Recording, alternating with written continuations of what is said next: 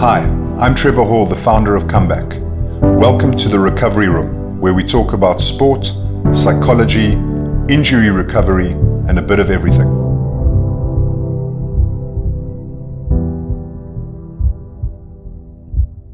Hi, my name is Trevor Hall. I'm the founder of Comeback, and welcome to the Comeback podcast. I'm sitting here today with Dr. Jannie, one of the most experienced clinical psychologists I know, and an incredibly experienced psychologist who's worked with many sports teams in South Africa and abroad, as well as a whole lot of athletes as well. So Doc, welcome. Thanks so much, Trevor. It's a privilege to be here. Yeah, well, it's good for you to be here. And it's nice to be here, yeah. So what's interesting about the relationship between myself and Dr. Jannie is that, in fact, when I was playing for the Lions many years ago, rugby, Dr. Botha was actually my team psychologist. So we got to know each other quite well over the years. And since I became qualified as well, he's somebody who I've spoken to a lot about clinical practice and about psychology in general and psychotherapy. So again, thanks for being here, Doc. It's a privilege. Doc, you've worked with many athletes. Is it in the hundreds or the thousands, would you say? It's for many years. It's since 1995, so it's been for many years that I've been involved in sports psychology, in a sense. And you're a clinician as well? Yes, I've got a private practice as well, yeah. So Doc, you've, in all of your experience, and I know this is a very broad question to ask, but how do you see sportsmen, or sports people, shall I say, and how do you think that understanding of them fits into the general population? You see, Trevor, I think the problem is the higher you go into, I would say anything in life, but let's use sport as an example. The higher your performance is, the more focused you become, and the more you start living in a bubble.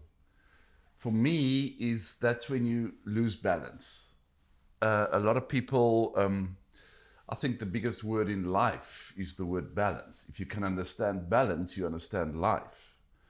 And so a lot of these sportsmen or athletes or professional athletes become so focused that they start living in a bubble and they start losing balance because it's all about performance.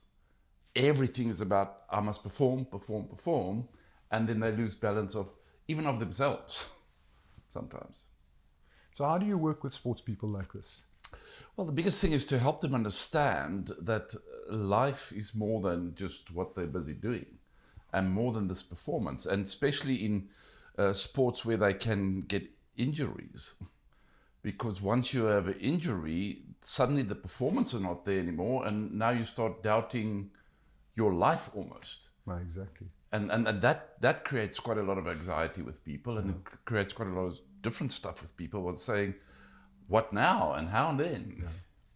So it's an interesting point you bring up, because in all the research that I've done, because obviously, I mean, I specialize in working with athletes who have been injured, and the Comeback program, which this podcast is about actually, is all about bringing athletes back to not just peak performance, but back to themselves really after having an injury.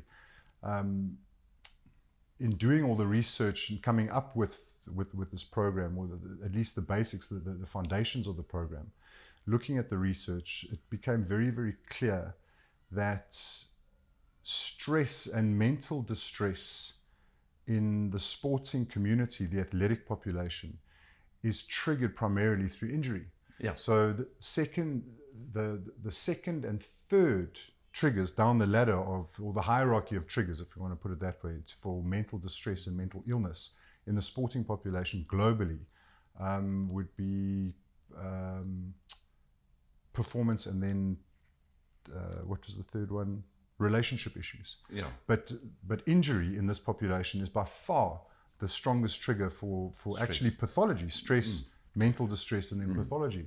At the end of the day, pathology. Yeah. That's true, because I mean, I think because the whole performance is based on you being healthy and well, and so when that breaks down through an injury, it affects a lot of other stuff, and that creates a lot of problems with people.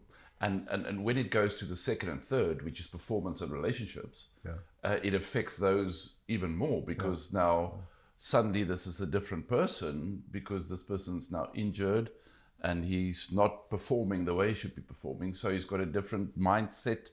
He gets home to a relationship where he's supposed to be this hero, but he's really not. He's just the injured boy or injured man that must heal to get back to performance, maybe. Or woman. Yeah.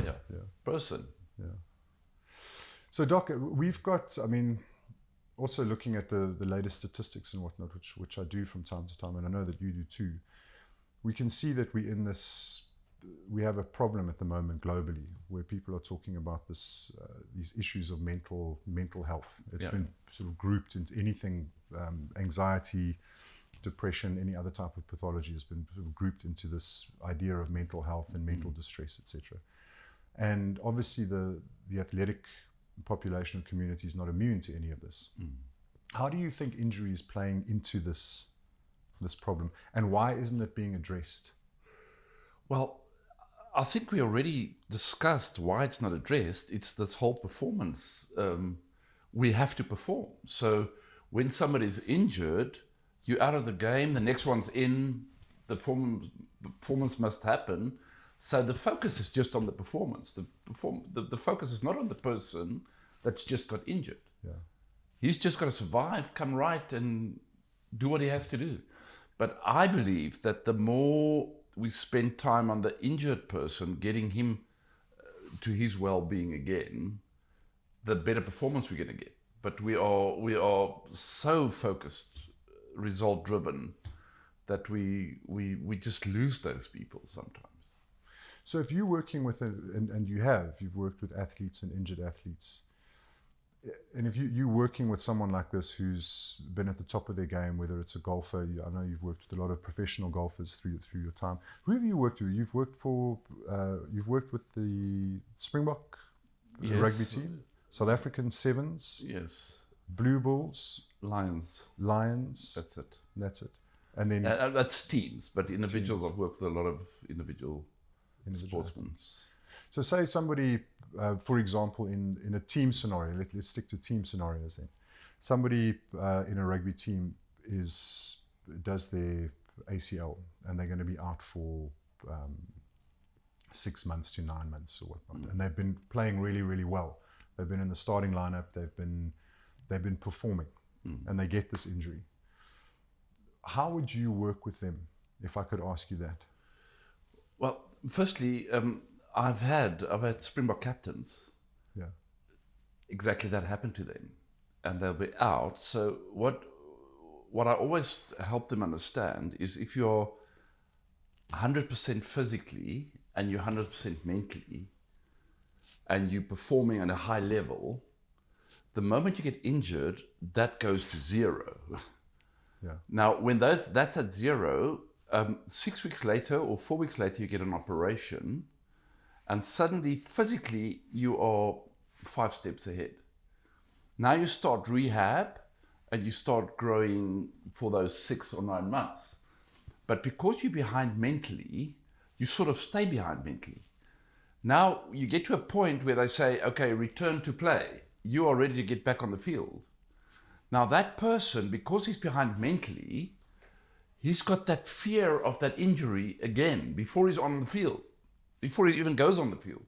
That fear of that injury is 100% there, because he mentally didn't make the step to get mentally healthy.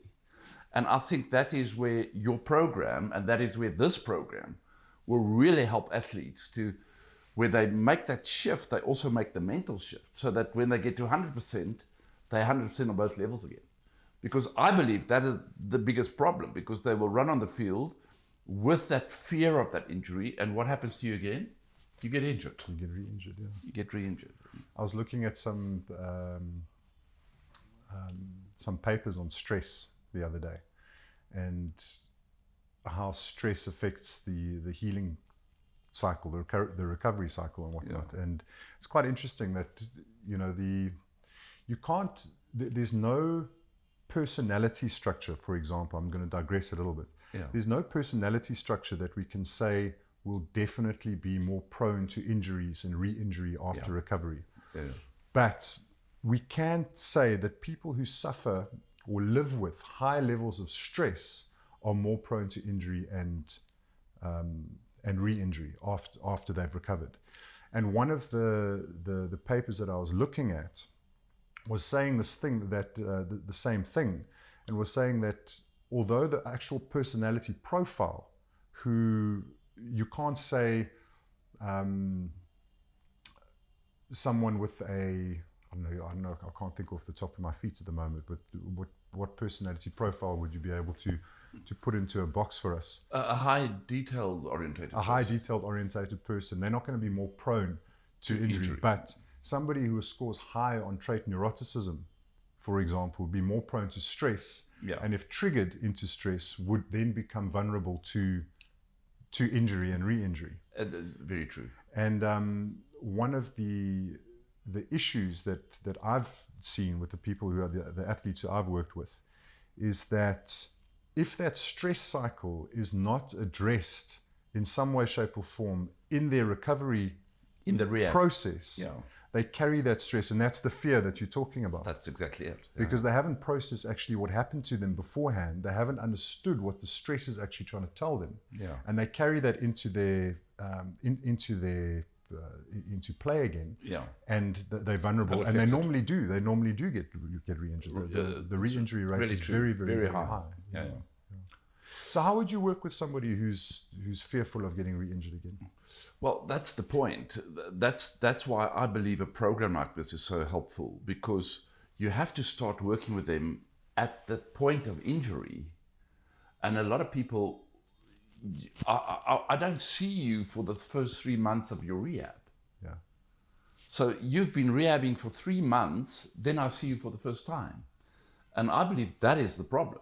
We must see them the moment that they are injured and help them understand the process of what effect it has on their minds, and how that shift of being operated on, how that has a great physical shift on your rehab, but nothing on your mind.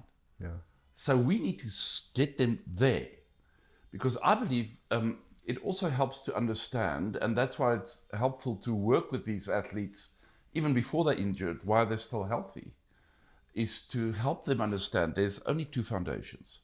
We all live from only two foundations. You either live from a foundation of fear, or you live from a foundation of love and confidence.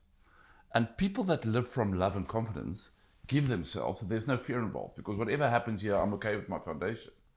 People that live from fear also give themselves, but there's always a bit of fear involved.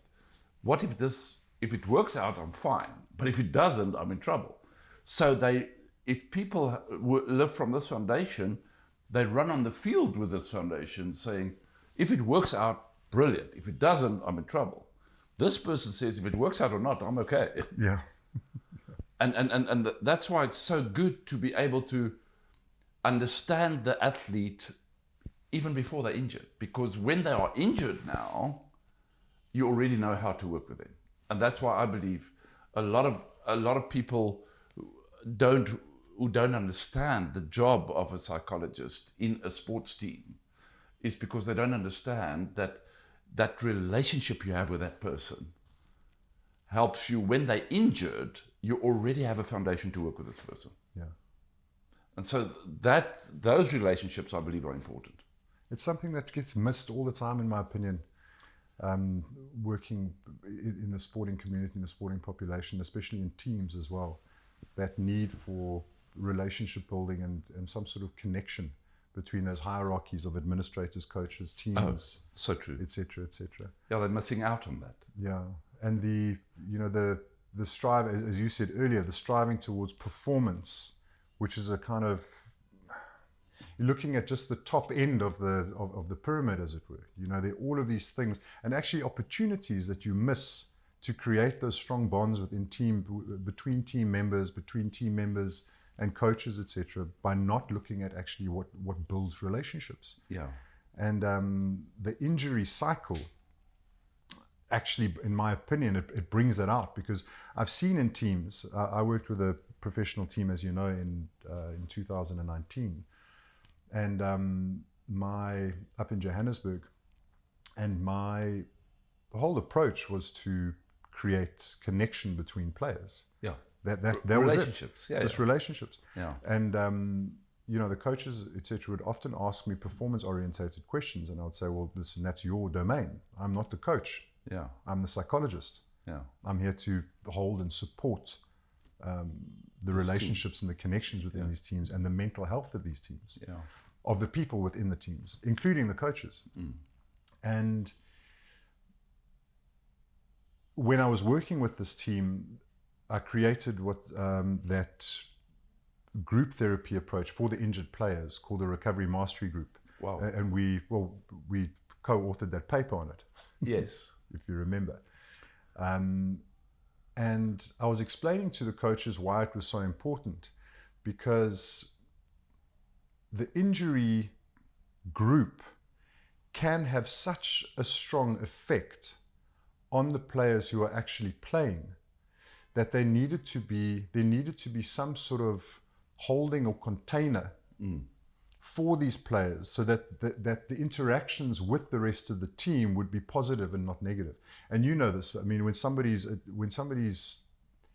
has, in inverted commas, a bad attitude in a team, if this person is a really strong figure in that side, it affects the team. It affects the team at light speed. And you can have a toxic environment that can be created incredibly quickly. So now you've got injured players in a team, and I think this is something that happens across many teams all the time, and it's a strange phenomenon, because I think the changes in the team are noticeable, but a lot of people don't understand why these changes have occurred so quickly and what they actually mean. And I think the role of a psychologist, really, if I'm quite frank, in working with these teams, is to try and understand, is to observe and try and understand what's happened in the dynamic that shifted so quickly. So with these injured players, what I decided to do was to create this group environment that they could come to once a week and talk about. I mean, it's not like a group therapy where everyone's holding hands and but I mean, they talk about the injury, and but they're talking about the rehab. injuries, what's working for them, the skills they have at their disposal, a sharing of experiences. And it was such an amazing process, because you had these young junior players who were injured, these really experienced senior players who were injured, who never would have actually interacted like that before if that group therapy was not there. And they started to interact, and they started to talk to each other about things and share these very human experiences, not as rugby players, but people. Actually as human beings. True. And I was explaining to somebody the other day, one of the coaches actually from one of the teams up north, I'm not going to say which teams, etc. Because he said to me, "How am I doing?" and whatnot. I actually saw him here on the promenade the one day, on the outside gym there. And I was talking to him about these things and whatnot, and he was saying that in the team that he's got, there is this problem with injury, and he was asking me a few questions about it. And I actually said to him, "But you got to understand that something like the Recovery Mastery Group, or dealing with supporting these players who are injured, what it does is it's not just for them, it's for the team's performance as well. Because what you're actually doing is you're unburdening the coaches, the rest of the team, and themselves with the pressure of looking after these players, basically." And I think, I mean, if I remember his facial expressions, the penny kind of dropped.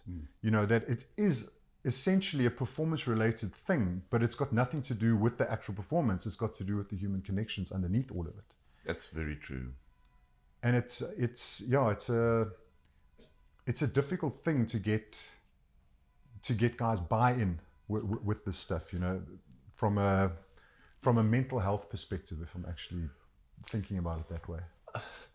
You know what I think, Trevor? You know I think why it's a difficult buy-in?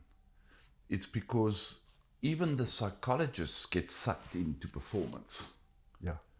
They don't get sucked into the human well-being of the player. Yeah. They also get sucked into performance. And I think if we can refocus even the people working with the players to help them understand our role is the well-being of these people. If these people have got a well-being, they'll perform. Yeah. But don't you get into performance, get into relating and to help people understand each other and understand themselves. And that will help performance happen. So what you're seeing is really true. It's really, I've seen in the past 15 years, the role of psychologists grow, and it's been there in team sports, but it's really grown in individual sports. The high performance athletes, individual athletes, all have their own mental coaches now. Yeah. And it's not to help them perform, it's for well-being. So how do you create well-being, or let me not say create well-being, but how do you promote well-being with your individual athletes, your golfers, etc.? What's the making stuff sure that you they're do? involved in life, making sure that there's balance. They are, this is what they do for a living, but there's balance with that. There's balance in relationships, there's balance in things that they do outside the sport. And creating environments for them to do that, because they are so focused on what they do and performing in what they're supposed to perform in, and they travel so much that they hardly ever live. And so my job is to help them to live. And how do you do that? Well, I create environments. I find out, are they involved in culture? Do they go to, if they are sportsmen, they usually don't go to a ballet or something like that. And I almost like force them to do something like that, to go to a ballet or to go to a show and to see something outside of their little world. Yeah. Because they become so focused, which is great. They must focus to perform. Yeah. But outside of that, there must be life. Yeah. And so that's I almost sort of, and in relationships, how they're doing with their relationships with the closest people, the priorities. So I help them to understand priority living versus opportunity living. And once I understand priority living, that there are priorities in life that makes me a human being outside my sport or my performance. And once they're involved in that priorities of their lives, they perform better. They automatically perform. They automatically perform better. This is something that I've also had many discussions with myself as well, I suppose, thinking about performance and what it means to perform, because without, like you say, that priority living underneath all of it, the performance means nothing. You know, it's if there's no one really to share it with or anything like this. Exactly so. It's means empty. Absolutely it's nothing, empty. Yeah. And it's you lift the trophy and you. We talk about lying on the rock for 24 hours. If you win, you must have a party and all of that, but only for 24 hours. Yeah. Then you must refocus and life happens again. Yeah. It's not this bubble. And if you lose, it's the same thing. Be on the rock for 24 hours. Be depressed and don't like it, but then 24 hours later, refocus. Yeah. Because life carries on. I mean, you got to refocus and live life again. I remember that when, from the Lions days, actually, when you were our psychologist, there was something you used to say to us often. You know, if we had a win, afterwards it would be 24 hours on the rock, guys. Yeah, enjoy it. Guys would go out and enjoy it. Love to win. It's great to win. Yeah. But it's not going to last. It's just the emotion. Yeah.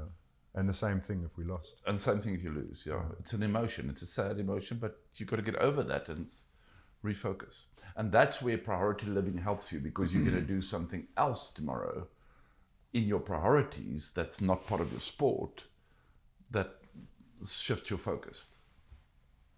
Brings me to something else as well, Doc, something that I've also often thought about, and I try and incorporate into the therapies that I do, because I mean, I support athletes in my private practice. Yeah. But I wouldn't say it's still therapy. You know, they come, these athletes, they normally come with performance issues. Mm-hmm. Things like, you know, I actually see quite a few triathletes, and a lot of them will come and say, you know, I'm struggling, I'm doing really well in the swimming, the swim and the cycle, but the run, something happens to my mind, and and we explore it. I mean, and I'm open with them, when they come in. But my usual sort of opening lines are, I'm not sure what's going on with you. I have no idea. But if we can explore it, if we can explore it, if you feel comfortable enough to talk to me about it, we'll explore it, and you'll probably get there before I will. Yeah. Through, because you know yourself better. Well, exactly. It's your apparatus. You're the one living in this apparatus. You'll come to your own conclusions.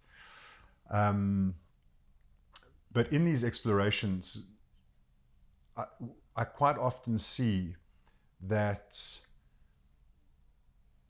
the stage of life that these athletes are in is normally in their sort of mid-20s to their early 30s, max. Yeah. And that's the stage where people in their lives are looking to create some sort of intimacy, some sort of connection with other people. And although sport is such a brilliant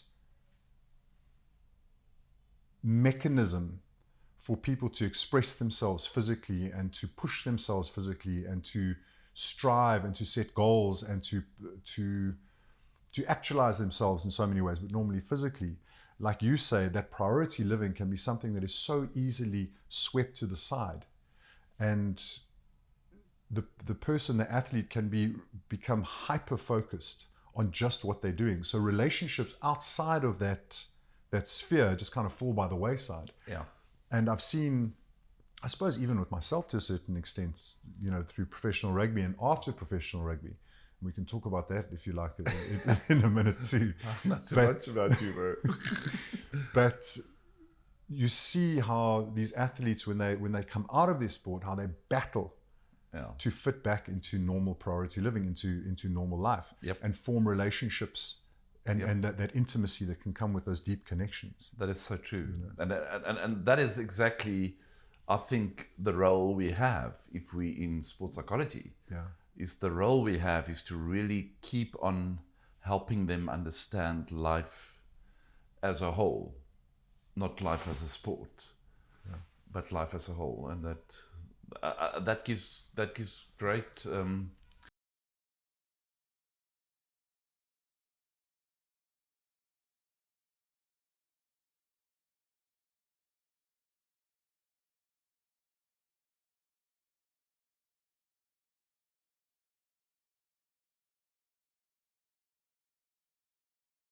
Of meaning that they can get out of their lives. And on that point as well, the comeback program, which you've seen, it's not solely, in fact, it's hardly performance based at all. The whole idea of the program, when people are injured and they actually get onto the program, is that they have 6 weeks of psychologically based tasks that are all aimed at self-discovery and well-being. Basically. That's what it is. Taking that injury time, that recovery time, to get to know themselves better. To form better social connection. I mean, one of the tasks in the comeback program is called social connection. Where the person is, over the 6 weeks, is encouraged every week to find someone, I think it's every 2 weeks, to find someone who they can relate to talk about their injury and their recovery process, what they want for themselves, what they want for their lives. And it's interesting working with these athletes who are active people. It's not just for athletes, it's for active people. When they come back to a therapy situation and talk to me about how their social connection tasks have been going, and following the prompts with this very sort of focused way of saying, right, Jannie, I have to do this task for comeback. It's part of my recovery program, and the prompt says that you have to sit and listen to me talk about how my recovery is going. But just that focus of, I've selected you out of a whole lot of people who I could select to connect.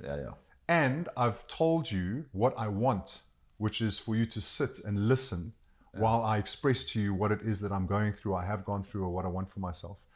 So yeah, I mean that's one of the, well, the overarching reason why Comeback was designed, was to create that social connection and with relationships and relationship to themselves. Yeah, I think that the biggest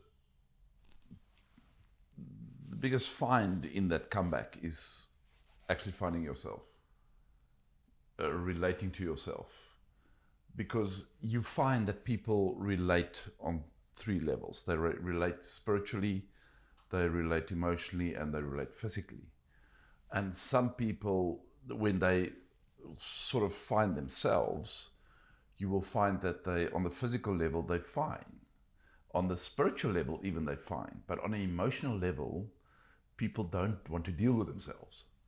They can deal with somebody else's emotion, but please don't, I don't want to deal with my emotion.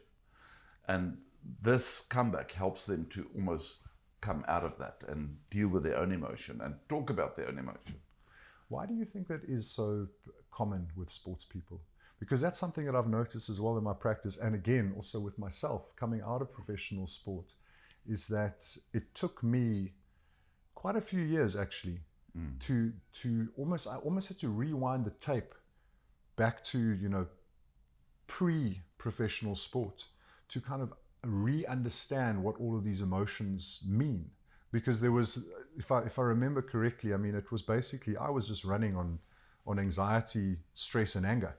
Yeah, That's what got me through. In rugby, if I was angry, it was good. It was good. It was a doing emotion. It was something that pushed me through.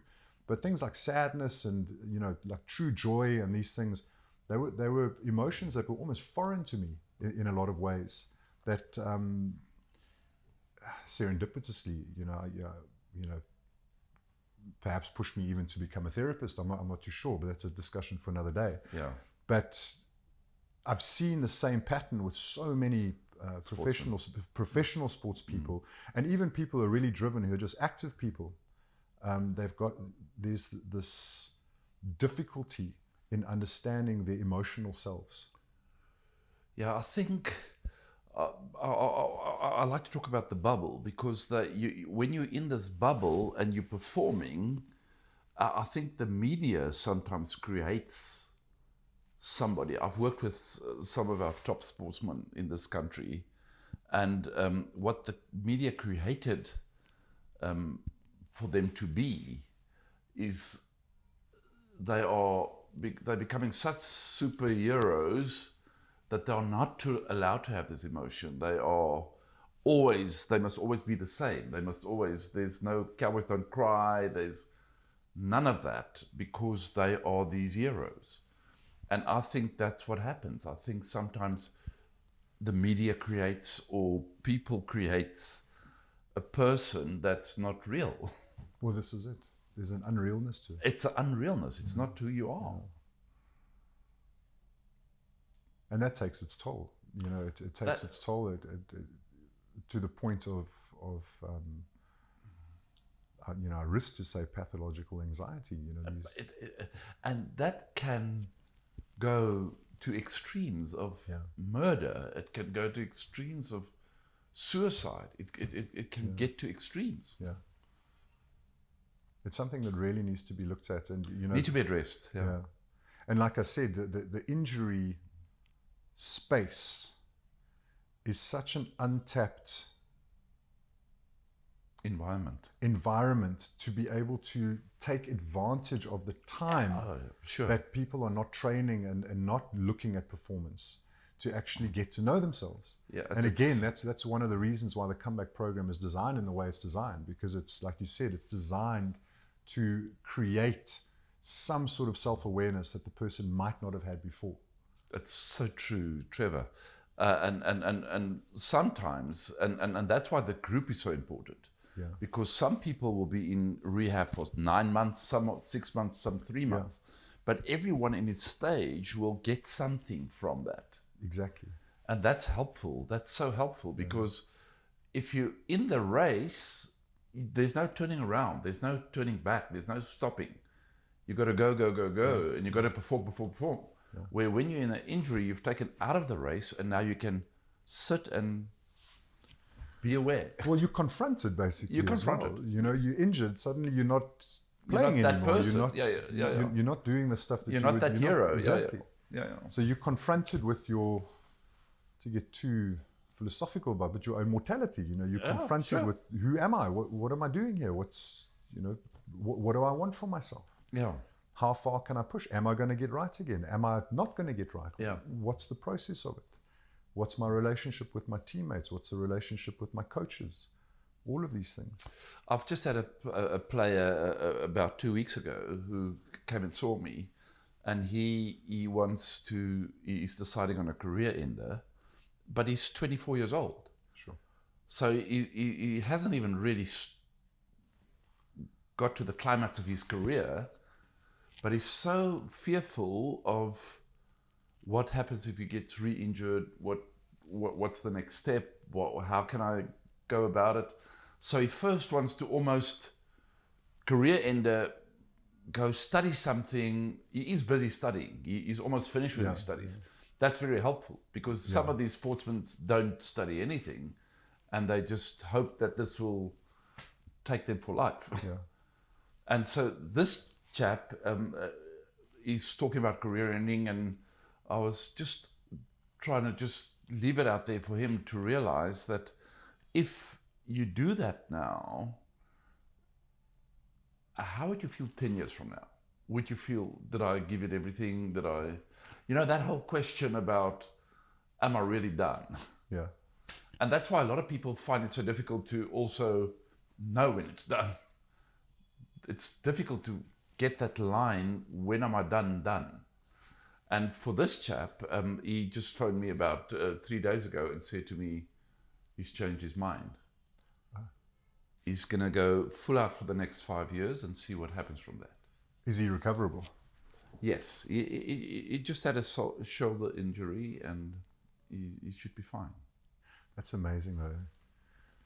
Also, just, you know, the way you get people who do have these, I mean, a shoulder injury is a shoulder injury, but have recoverable injuries, but that immediate mindset of, no, I'm done, and the worry that comes with it. Exactly so. Yeah. And this preempting of some sort of disaster. Yeah. Stress and anxiety. Stress and anxiety.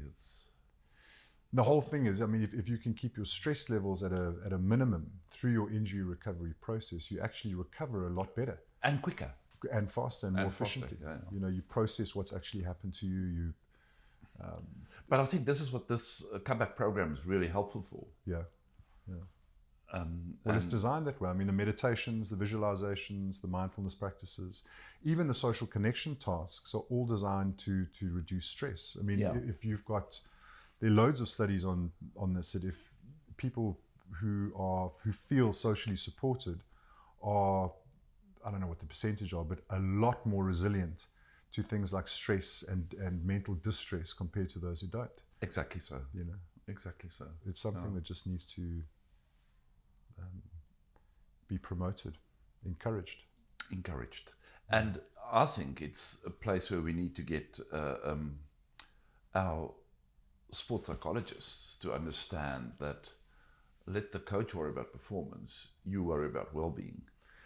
Why do you think it is, if I may ask, in this country specifically? I'm not too sure how it works. I mean, you're a lot more experienced in this realm than I am, but, you know, why South Africa, and maybe it is like this, you know, abroad as well, but that the psychology industry here in sports doesn't look at this stuff, or doesn't seem to. I can't say that they don't. I mean, that's generalized. That's too wide a generalization. Yeah. But the psychologists who I've been involved with here, they don't look at injury. They don't look at the mental health side of sports and performance. Can I say something my wife said to me? Please. So my wife said to me, sports in South Africa is a drug. Yeah. And people get drugged to perform. And because it's all about performance, everybody involved becomes drugged with the performance. So they start losing sight of what they're there for. And I think that happens to the psychologists. They get sucked into this. They get sucked into this performance thing. Yeah. So they start creating performance psychology. Yeah. We must help this person to perform. Sure, but do what you have to do and this person will perform. There needs to be the foundations of There it. need to be the first, foundations of it. Exactly so. And I think that's what we are missing. And because they don't have firm foundations themselves, they get really sucked into it. Yeah. The next thing they do, they're part of this coaching staff that makes the person perform. Exactly. And overseas, where you've worked, in the UK, have you worked much in the States as well? Yes. So people are much better. They understand the whole cycle of sport much better. They understand life outside sport much better. Yeah. They create environments where people have life outside sport. Yeah. And I think that's helpful. Yeah. That's helpful for sportsmen to understand that this is not going to last. I mean, this is a 10-year cycle for most the careers are 10 years, and then that's it. And Doc, can I ask you, how do you think your clinical practice informs your working with athletes? It helps me to understand my role better. If I was just a performance psychologist, I would probably get sucked into it as well. Yeah. I'll be sucked into that as well. But because of my background, it helps me to understand the person. I'm there for the person. I'm not there for his performance. Yeah. And once I understand that and I help the person, if he then performs, well done. But to help him to have well-being, to have a good priority life, to engage in life outside of this, it's just helped me. It's just been, and that's been my satisfaction. My satisfaction, yes, won World Cups, won this, but that doesn't last. Seeing a person grow as a person, that's much more satisfying than winning a cup, because winning a cup lasts for a month and then everybody smiles. I mean, look at this weekend where this young team won the Curry Cup now. Yeah, the Pumas. Yeah, it's wonderful, but it's going to last for a week. Yeah. 2 weeks down the line, they don't talk about it anymore. Yeah. Doc, any advice that you would have for somebody who's just sustained a severe sports injury and who take their sport seriously? I would say understand that you have not only gone to zero physically, but you've also gone to zero mentally. And while rehabbing physically, make sure you rehab mentally. Make sure you understand your injury, make sure you understand how that affects your life, and get help to get that in place. Because once you have help to get that in place, when you're back at 100%, you're back at 100% on all levels, and that's what you want. And what help do you think they need to look for?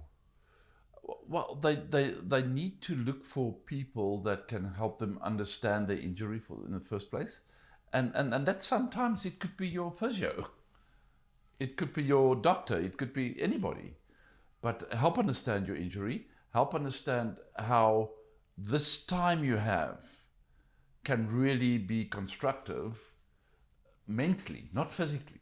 Because physically, you will have your exercises to do to become 100% again. But mentally, you don't have those exercises. So this comeback program will be very helpful because it gives you those exercises mentally. Mental exercises. And that's what I believe we need. So, I mean, just on that comeback, it's interesting that the first thing that you said was basically what I heard was gather information. Yes. So speak to people who know about your injury. Yes. So, and that's the first task set of comeback, is gather as much information as you can about your injury, its recovery, what you can expect, psychologically, physically, all of these things. And then the second thing is the de-stressing element of things, which is your meditations, your visualizations, your mindfulness practices. and your social connection tasks, and then the tracking. So See I've the spoken growth. to you about it before. You know, the tracking element of it as well. You know, when so if you're tracking your mood, your motivation levels, your pain, and your sleep, in order to actually track correctly, you have to sit back and think, well, how do I feel? Yeah. And as soon as you do that, now you've started the journey of self-exploration. Exactly so. How do I actually feel today? Exactly so. What does stress actually feel like? What does anxiety feel like? I feel energized today. What does it feel like? Yeah. You know, and that and that's stuff that can get built on. Yeah, and the physical stuff, that exercises you get through your physio or whoever gives you that exercises, you do them. Why? Because you want to rehab in such a way that you're 100%. Yeah. And that's the same with the mental stuff. If you do those exercises, you will come out on the right side of town. On the other side of things. Yeah. Hopefully. Yeah. Doc, anything else you want to add? No, I just really believe that people want to be happy. People are looking for happiness. And I read this one thing that people are looking for happiness, but you can buy cupcakes and that's the same thing. But I mean, it's not true. I mean, to really find happiness, that few seconds of glory that you have in winning something, that's so short-lived that in priority living, the other areas of your life gives that foundation. It doesn't make that glory empty. It fills the glory almost. So I would really urge people to live a priority life. Look for meaning. Look for meaning. Why and why and why. Look for meaning. Look for purpose. Yeah. Priority living. Yeah. What are my relationships about? How do I connect with people around me? And usually priority living is all about relationships. It's all about relationships. It's all about we were relationships. talking before. Everything is relationships. Everything is relationships. Yeah, true. At the end of the day. Well, Doc, I'm glad that we have stayed connected throughout the years. Yes, I'm very happy. It's been a privilege. And I'm so glad that you came through tonight. And thank you so much for doing this. Yeah, it's great spending time with you. Thanks, Trev. Pleasure. Thank you.